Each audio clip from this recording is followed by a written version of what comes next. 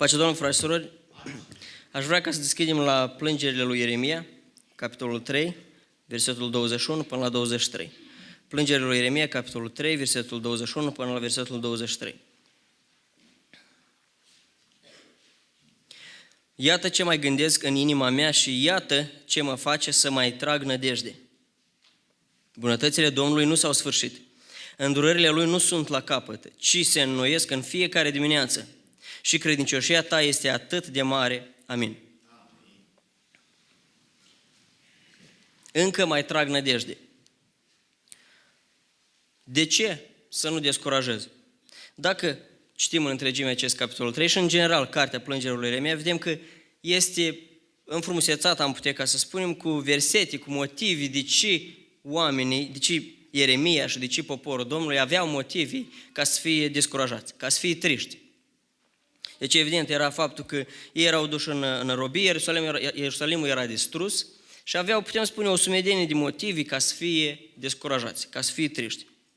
Dar în mijlocul acestor lucruri vedeam aici și iată ce mă face să mai trag nădejde. Vedem, suntem descurajați, suntem triști, dar totuși mai este ceva care ne face să tragem nădejde, care ne face să ne mai ținem, să nu fim total pierduți. Și care sunt aceste lucruri? Aș vrea ca să ne uităm la această realitate, descurajare sau depresie, am putea ca să spunem noi, și care sunt motivele de ce noi nu ar trebui ca să fim într-acest fel, de ce noi nu ar trebui ca să fim descurajați, să fim deznădăjduiți. Descurajarea poate fi considerată o armă foarte puternică a lui Satana împotriva oamenilor care îl urmează pe Domnul, împotriva oamenilor care îl cunosc pe Domnul. Este o boală care în vremurile noastre parcă tot mai mult ia amploare. Și dacă suntem corecți cu noi înșine, știm cu toții că din ce în ce mai mult medicamentele de depresie se vând tot mai mult, aceste medicamente. Pentru că oamenii din ce în ce mai mult spun că au motive ca să fie în depresie. Au ajuns dintr-un oarecare motiv sau altul în depresie, în descurajare, în deznădejde.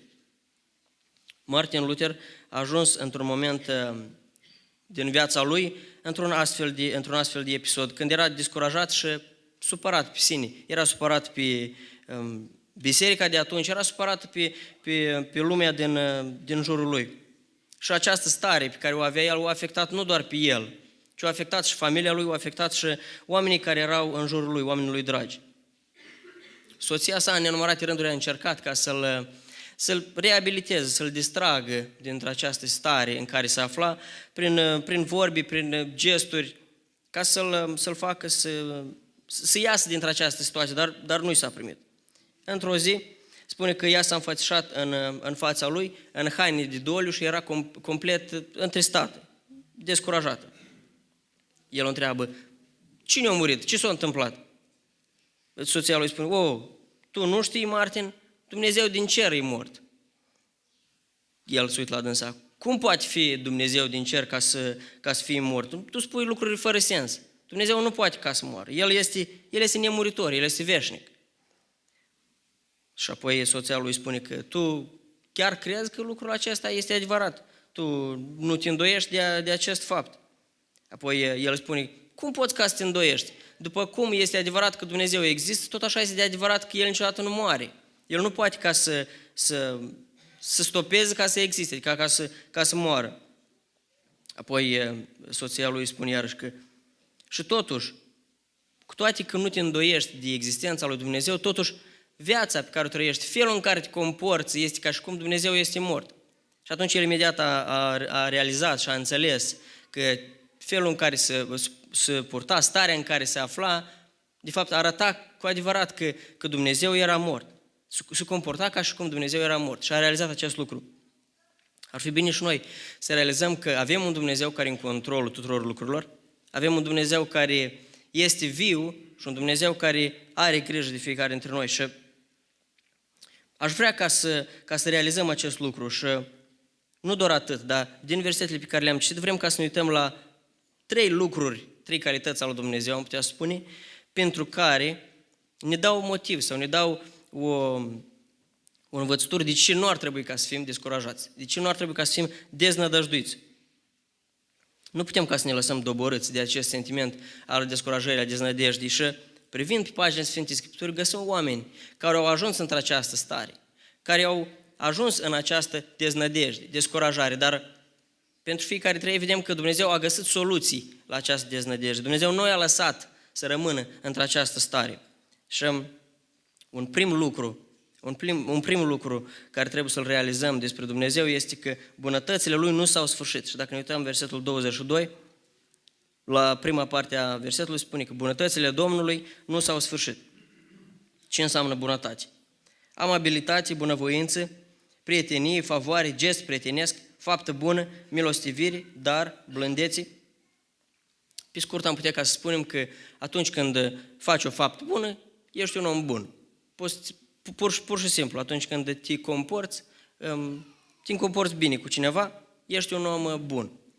Aceasta este o definiție vagă care o putem da noi oamenii, acestui cuvânt bun. Dar gândindu-ne fiecare dintre noi la această calitate a lui Dumnezeu de bunătate și de felul cum arată El față de fiecare dintre noi, putem să realizăm un lucru, că ceea ce avem este totul din pricina sau datorită bunătății lui Dumnezeu. Și poate spunem că noi nu avem ca și cu tare lucruri, nu avem ca și cu tare și ne comparăm cu cei care au mai mult ca și noi. Dar ce ar trebui să facem este ca să ne comparăm nu cu cei care au mai mult, dar cu cei care au mai puțin în lucrurile la care noi cârtim. Și ar trebui ca să ne gândim. M-am sculat astăzi dimineață, am putut ca să mișc picioarele, mâinile, am putut ca să mă încalț cu ceva, am putut ca să mănânc, sunt împreună cu familia mea, am venit la casa Domnului și am avut cu ce să vin, sunt aici, stau pe scaun în picioare, deci deja sunt foarte multe lucruri pentru care putem să-i mulțumim lui Dumnezeu și prin care Domnul își arată bunătatea Lui față de fiecare dintre noi. De multe ori trecem cu ochii peste lucrurile mărunte, în ghilimele am putea ca să spunem noi, și ne așteptăm la lucruri, mai știu eu, majore ca să se întâmple în viața noastră, să putem observa sau realiza bunătatea lui Dumnezeu. Dar în orice lucru pe care îl avem sau pe care îl facem, putem observa, putem realiza faptul că Dumnezeu este bun și bunătatea Lui este mare față de noi.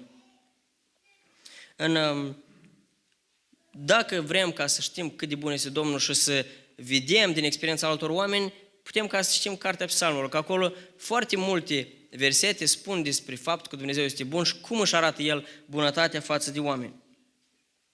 Psalmul 17:7 spune că arată-ți bunătatea ta, cea minunată, tu care scapi pe cei ce caută adăpost și îi izbăvești de protivnicii lor prin dreapta ta.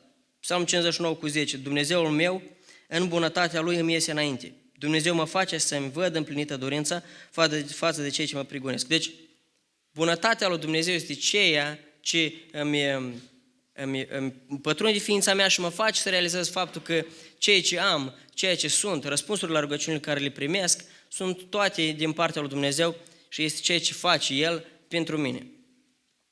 Un al doilea lucru pe care îl vedem între aceste versete și un alt motiv care ne face să înțelegem că nu avem voie să fim descurajați sau să fim deznădăjduiți este că îndurările Lui nu sunt la capăt. Și versetul 22, partea a doua a versetului spune că îndurările Lui nu sunt la capăt.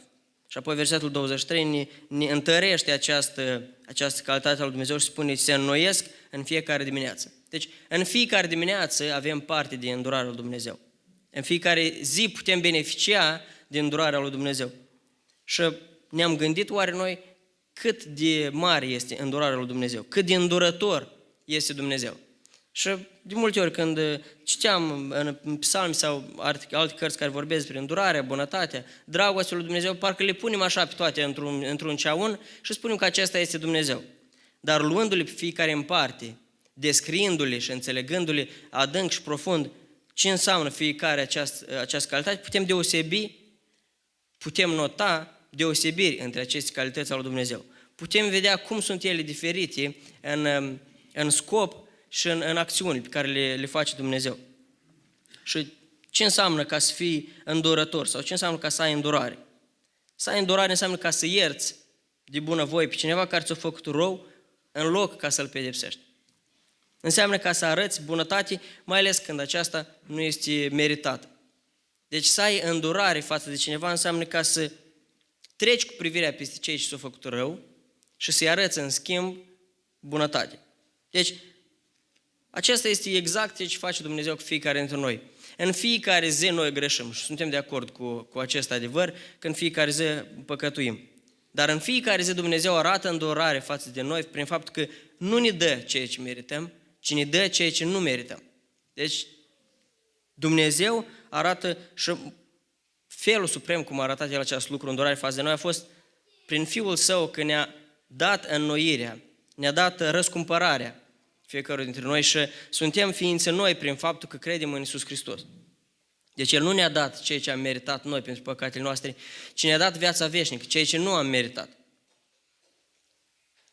Deci, deja am văzut două motive de ce nu ar trebui ca să fim descurajați sau nu ar trebui ca să fim deznădăjduiți. Din pricina bunătății Domnului și din pricina îndurării lui Dumnezeu. Un alt lucru pe care îl vedem între aceste versete este credincioșia lui Dumnezeu. Versetul 23, partea a doua spune: credincioșia ta este atât de mare. Ce înseamnă ca să fii credincios? Adică în sensul propriu al cuvântului. Credincios provine de la rădăcina a crede. Credincios înseamnă ca să fii stabil, să fii de încredere. Dumnezeu este stabil și este de încredere în ceea ce spune El, în ceea ce face El. El dacă a spus un lucru, El neapărat se va ține și va împlini ceea ce a promis. Fie El că este o promisiune cu privire la cineva care îl ascultă și îl urmează, sau este o promisiune cu privire la judecată sau la pedeapsa care o va da El. El întotdeauna se ține de promisiuni și se ține de ceea ce a promis. Deci putem avea încredere în Domnul că El se ține de ceea ce a promis. 1 Tesaloniceni 5 cu 23 și 24 spune următoarele: Dumnezeul păcii să vă sfințească de plin și întreg Duhul și sufletul și trupul să fie păstrate fără vină la venirea Domnului nostru Iisus Hristos. Credincios este Cel care vă cheamă, care va și face aceasta. Adică va împlini și va aduce la îndeplinire lucrul acesta. Putem ca să observăm câteva lucruri despre credincioșia lui Dumnezeu din acest verset. Și în primul rând este că fiecare dintre noi suntem responsabili pentru starea noastră spirituală până la venirea lui Hristos. În timp ce Domnul ne numește pe fiecare dintre noi sfinți, în timp ce Apostolul spune că noi suntem sfinți în fața lui Dumnezeu, trebuie ca să-și trăim în acest fel.